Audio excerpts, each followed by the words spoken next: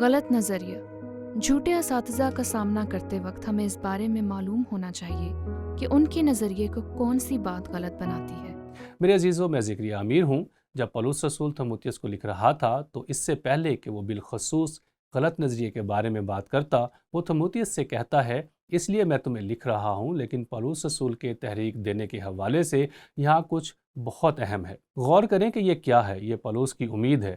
میں تیرے پاس جلد آنے کی امید کرنے پر بھی یہ باتیں تجھے اس لیے لکھتا ہوں کہ اگر مجھے آنے میں دیر ہو تو تجھے معلوم ہو جائے کہ خدا کے گھر یعنی زندہ خدا کی کلیسیا میں جو حق کا ستون اور بنیاد ہے، کیوں کر برتاؤ کرنا چاہیے۔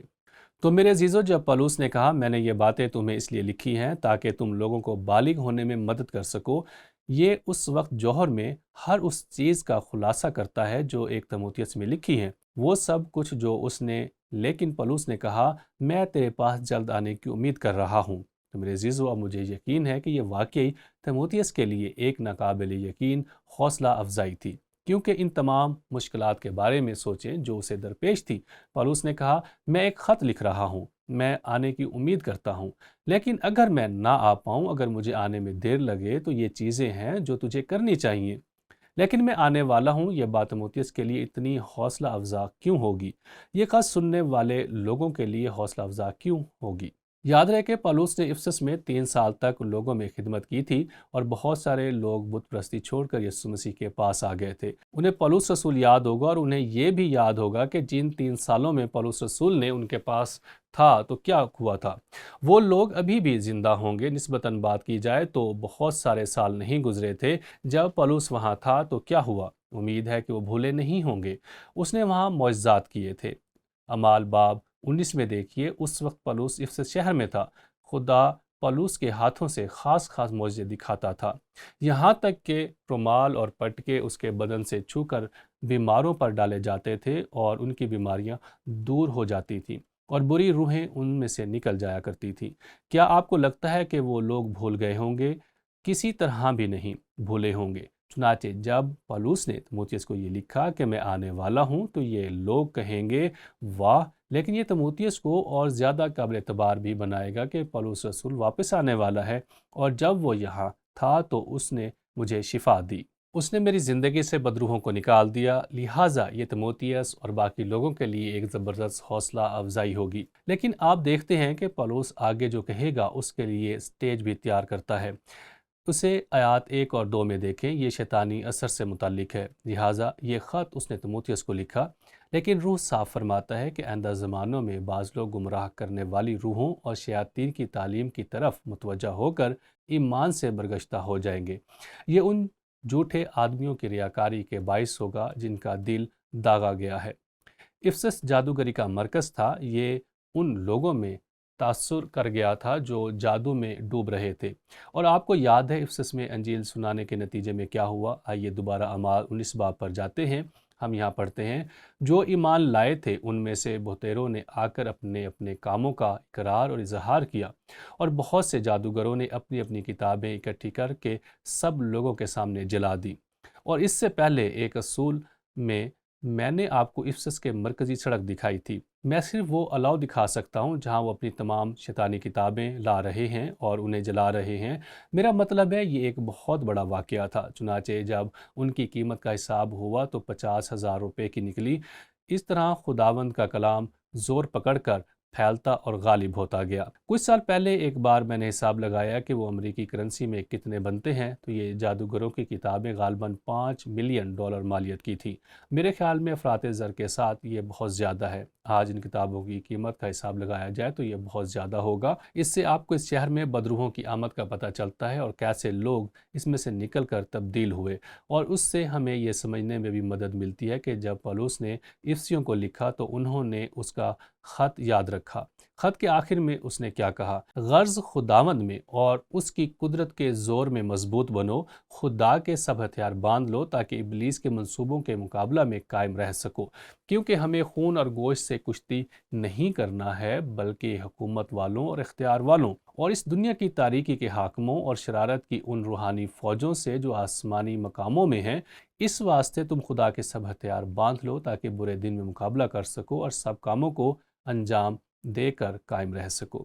تو میرے عزیزو، دوسرے الفاظ میں جب اس نے افسیوں کو خط لکھا تو ایک قید خانہ میں قید تھا، اس سے پہلے کہ اس نے تیموتھیوس کو لکھا جسے وہ افسس میں چھوڑ گیا تھا۔ وہ اس حقیقت سے نمٹ رہا تھا کہ ان میں سے کچھ ایماندار اب بھی شیطانی اثرات کا سامنا کر رہے تھے۔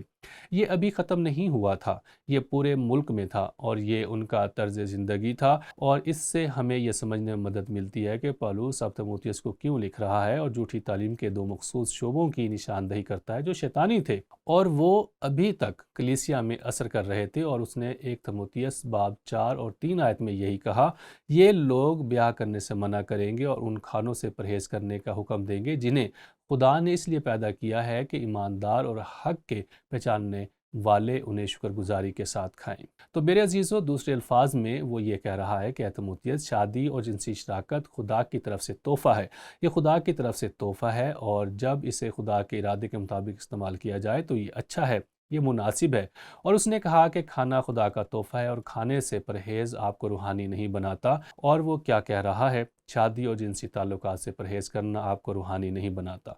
اور یہ ایک جھوٹی تعلیم تھی۔ یہ تعلیم کہاں سے آئی تھی؟ آگے وہ کہتا ہے، کیونکہ خدا کی پیدا کی ہوئی ہر چیز اچھی ہے اور کوئی چیز انکار کے لائق نہیں، بشرطے کہ شکر گزاری کے ساتھ کھائی جائے، اس لیے کہ خدا کے کلام اور دعا سے پاک ہو جاتی ہے۔ ایک بہت دلچسپ سوال ہے اطلاق کے لیے، اس سوال پر غور کریں۔ اگرچہ پالوس افسس میں ایک موجودہ صورتحال کے بارے میں بات کر رہا تھا، لیکن اس کے الفاظ ان جھوٹی تعلیمات کے بارے میں پیش گوئی بھی کیوں کر ہے؟ حتیٰ کہ صدیوں کے لیے بھی ایک پیش گوئی ایسے لوگ ہیں جو کہتے ہیں اگر آپ کچھ چیزوں سے پرہیز کرتے ہیں جیسے کہ کھانا وغیرہ تو یہ آپ کو زیادہ روحانی بناتا ہے۔ نہیں، ایسا نہیں ہے۔